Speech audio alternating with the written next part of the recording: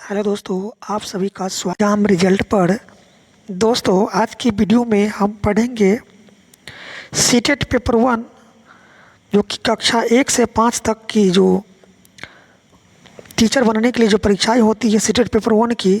यह CTET paper 1 जो आपका सीडीपी बाल विकास शिक्षा शास्त्र से जो 30 नंबर का प्रश्न पूछा जाता है आपका सीटेट पेपर 1 में, तो वही सीटेट पेपर 1 की हम प्रीवियस ईयर क्वेश्चन आपके सामने लेकर आया हूँ, जो कि वर्ष 2014 में 21 सितंबर 2014 में यह प्रश्न पूछा गया था सीडीपी का। और यह प्रश्न बनाने से आपको निश्चित रूप से आपकी जो परीक्षा होगी वहाँ पर यहाँ से प्रश्न आपको देखने को वो मिलेगी। बहुत सारे प्रश्न जो होती है वो प्रीवियस ईयर क्वेश्चन से पूछ दिए जाते हैं परीक्षा में, तो आप यदि इस प्रश्न को पढ़ लेते हैं तो आपकी तैयारी बहुत ही अच्छी हो जाएगी। तो इसी को देखते हुए हम आपके सामने प्रीवियस ईयर क्वेश्चन सीडीपी का लेकर आया हूँ। चैनल पर नए आए हो तो चैनल को ज़रूर सब्सक्राइब कर लीजिएगा, ताकि आने वाली जो भी वीडियो होगी इसकी जानकारी सबसे पहले आपको मिल जाएगी। चलिए शुरुआत करते हैं बाल विकास शिक्षा शास्त्र सीडीपी का प्रश्न नंबर 1 से। पहला प्रश्न है आपके सामने, प्रश्न दिया हुआ है। प्रश्न है कि संज्ञानात्मक विकास निम्न में से किसके द्वारा समर्थित होता है? तो यह होता है आपका एक समृद्ध और विविधतापूर्ण वातावरण उपलब्ध कराना। ऑप्शन 3 इसका राइट आंसर हो जाएगा। अगला प्रश्न है आपके सामने, प्रश्न दिया हुआ है। प्रश्न है मानव विकास डैश है, मानव विकास डैश है, तो मानव विकास मात्रात्मक और गुणात्मक दोनों होता है। ठीक है, तो ऑप्शन 4 में ए और 1 और 2 इसका राइट आंसर हो जाएगा। 1 और 2 मात्रात्मक और गुणात्मक दोनों होता है मानव विकास। ठीक है, तो 1 और 2 इसका राइट आंसर हो जाएगा, मात्रात्मक और गुणात्मक। अगला प्रश्न है आपके सामने, प्रश्न कहता है प्राकृतिक पोषण विवाद निम्नलिखित में से किससे संबंधित है? तो यह संबंधित है आनुवांशिकी एवं वातावरण से। ऑप्शन 1 इसका राइट आंसर हो जाएगा। अगला प्रश्न है दिया हुआ प्रश्न कहता है निम्न में से कौन सी समाजीकरण की निष्क्रिय एजेंसी है? तो सार्वजनिक पुस्तकालय यह समाजीकरण की निष्क्रिय एजेंसी है। ऑप्शन 4 इसका राइट आंसर हो जाएगा, सार्वजनिक पुस्तकालय। चलते हैं अगले प्रश्न की तरफ। अगला प्रश्न है आपके सामने, प्रश्न है वाइगोत्स्की के सिद्धांत में विकास के निम्नलिखित में से कौन से पहलू की उपेक्षा होती है? तो यह आपका जैविक पहलू की उपेक्षा होती है। ऑप्शन 3 इसका राइट आंसर हो जाएगा, जैविक। अगला प्रश्न है आपके सामने, प्रश्न है 1 वर्ष के शिशु जब आँख, कान व हाथों से सोचते हैं तो निम्नलिखित में से कौन सा स्तर शामिल होता है? तो यह स्तर शामिल होता है इंद्रजनित नियामक स्तर। ऑप्शन 3 इसका राइट आंसर हो जाएगा। अगले प्रश्न की तरफ चलते हैं। अगला प्रश्न है रिया कक्षा पिकनिक करने हेतु ऋषभ से सहमत नहीं है। वह सोचती है कि बहुमत के अनुकूल बनाने के लिए नियमों का संशोधन किया जा सकता है। यह सहपाठी विरोध पियाजे के अनुसार निम्नलिखित में से किससे संबंधित है? तो यह है सहयोग की नैतिकता से संबंधित है। ऑप्शन 4 इसका राइट आंसर हो जाएगा, सहयोग की नैतिकता। अगला प्रश्न है आपके सामने, प्रश्न है निम्न में से कौन सा स्टर्नबर्ग का बुद्धि का त्रिस्तरीय सिद्धांत का एक रूप है? तो यह आपका व्यवहारिक बुद्धि। ऑप्शन 1 इसका राइट आंसर हो जाएगा।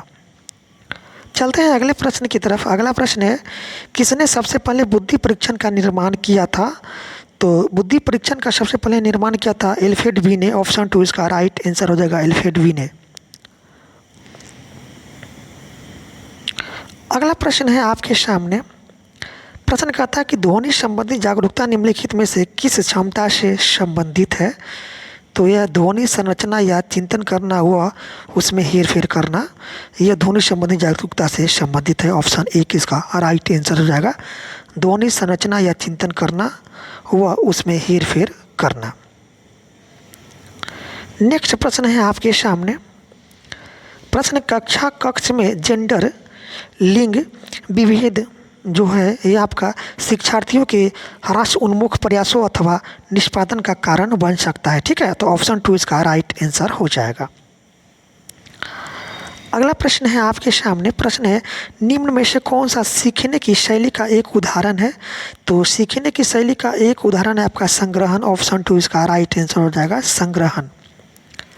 अगले प्रश्न की तरफ चलते हैं। अगला प्रश्न है एक शिक्षक कक्षा के कार्य को एकत्र करता है और उन्हें पढ़ता है, उसके बाद योजना बनाता है और अपने अगले पाठ को शिक्षार्थियों की आवश्यकताओं को पूरा करने के लिए समायोजित करता है। वह डैश कर रहा है, तो वह जो है आपका सीखने के लिए आकलन कर रहा है। ठीक है, क्या कर रहा है, सीखने के लिए आकलन कर रहा है। ऑप्शन 3 इसका राइट आंसर हो जाएगा, सीखने के लिए आकलन।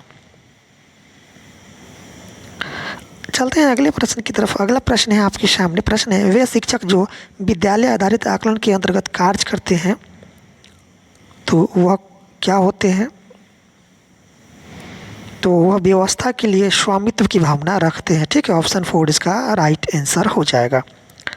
अगला प्रश्न कि ग्रेड अंकों से कैसे अलग है।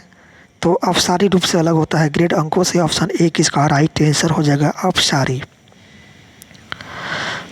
अगला प्रश्न है दिया हुआ प्रश्न कहता है छात्राएं, तो छात्राएं जो होते हैं अपनी आयु के लड़कों की तरह गणित में अच्छी है। ठीक है, ऑप्शन 2 इसका राइट आंसर हो जाएगा।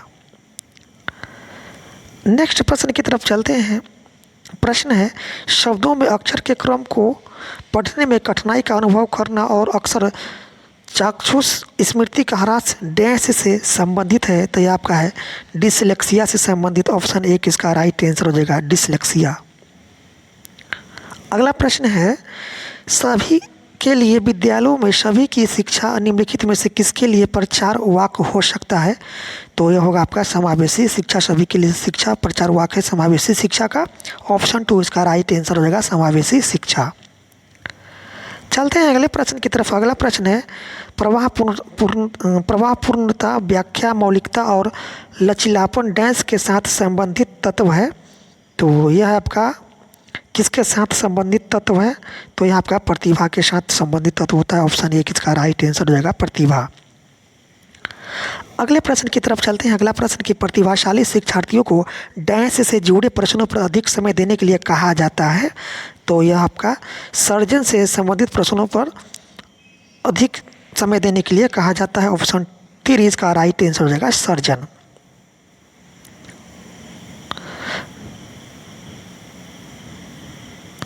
अगला प्रश्न है आपके सामने, प्रश्न है गणित में अधिक नियोजकता का आकलन निम्न में से किस परीक्षण द्वारा सर्वाधिक ऊंची तरीके से किया जा सकता है।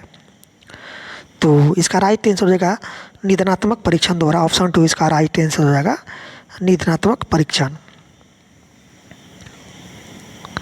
अगला प्रश्न है आपके सामने, प्रश्न है सिद्धांत चित्र डैश के दौरान नवीन अवधारणाओं की समझ बढ़ाते हैं। तो यह होगा आपका राइट आंसर। और 4 तर्कपूर्ण ढंग से सूचनाओं की व्यवस्थित करने की योग्यता को बढ़ाना। ऑप्शन 4 इसका राइट आंसर हो जाएगा। ठीक है, अगले प्रश्न की तरफ चलते हैं। अगला प्रश्न है आपके सामने, प्रश्न है एल्बर्ट बैंडूरा के सामाजिक अधिगम सिद्धांत के अनुसार निम्न में से कौन सा सही है। तो यह होगा बच्चों के सीखने के लिए प्रतिरूपण मॉडलिंग का एक मुख्य तरीका है। ठीक है, ऑप्शन 2 इसका राइट आंसर हो जाएगा। अगला प्रश्न है आपके सामने निगमनात्मक तर्कन में शामिल है। तो निगमनात्मक तर्कन में क्या शामिल है बताएंगे। तो यह शामिल होता है आपका सामान्य से विशिष्ट की ओर तर्कना। ऑप्शन 1 इसका राइट आंसर हो जाएगा। अगला प्रश्न है आपके सामने, प्रश्न है जब बच्चे एक अवधारणा को सीखते हैं और उसके प्रयोग करते हैं तो अभ्यास उनके द्वारा की जाने वाली त्रुटियों को कम करने में मदद करता है। यह विचार डैश के द्वारा दिया गया था। तो यह विचार जो है ना E.L. थार्नाडाइक के द्वारा दिया गया था। ऑप्शन 1 इसका राइट आंसर हो जाएगा, E.L. थार्नाडाइक। चलते हैं नेक्स्ट प्रश्न की तरफ। अगला प्रश्न है आपके सामने दिया हुआ प्रश्न है निम्न में से कौन सा संवेदनात्मक बुद्धि से संबंधित है। तो संवेदनात्मक बुद्धि से संबंधित कौन सा है बताएंगे। तो यह है आपका सहानुभूति देना। यह आपका संवेदनात्मक बुद्धि से संबंधित है। ऑप्शन 4 इसका राइट आंसर हो जाएगा, समानुभूति देना।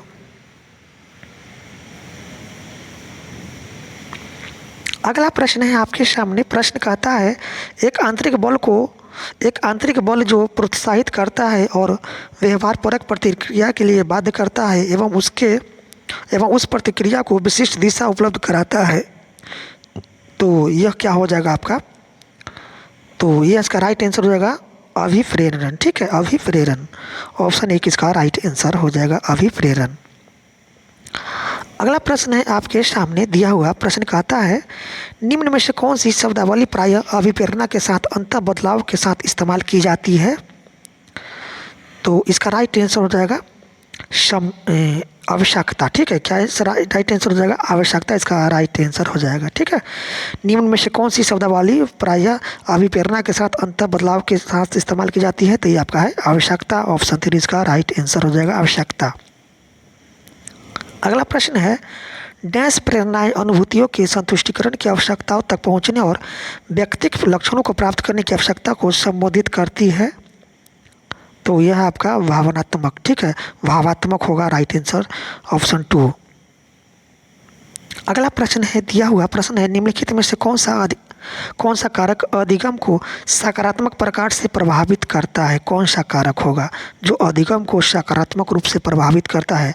तो ये आपका अर्थपूर्ण संबंध। ठीक है, अर्थपूर्ण संबंध जो है आपका अधिगम को सकारात्मक रूप से प्रभावित करता है। ऑप्शन 3 इसका राइट आंसर हो जाएगा अर्थपूर्ण संबंध। तो दोस्तों इस तरह से 2014 में जो प्रश्न पूछा गया था CDP बाल विकास शिक्षा शास्त्र से आपका प्रीवियस ईयर क्वेश्चन था। ठीक है, तो ये समाप्त हुआ। 30 नंबर का प्रश्न पूछा जाता है CDP से और निश्चित रूप से यहाँ से प्रश्न आपको परीक्षा में बनेगा। तो चैनल को ऊपर नए हैं तो चैनल को जरूर सब्सक्राइब कर लीजिएगा। वीडियो को अधिक से अधिक अपने दोस्तों में शेयर जरूर कीजिएगा। फिर मिलते हैं नेक्स्ट ईयर के प्रीवियस ईयर क्वेश्चन के साथ। तब तक वीडियो देखने के लिए आपका बहुत बहुत धन्यवाद।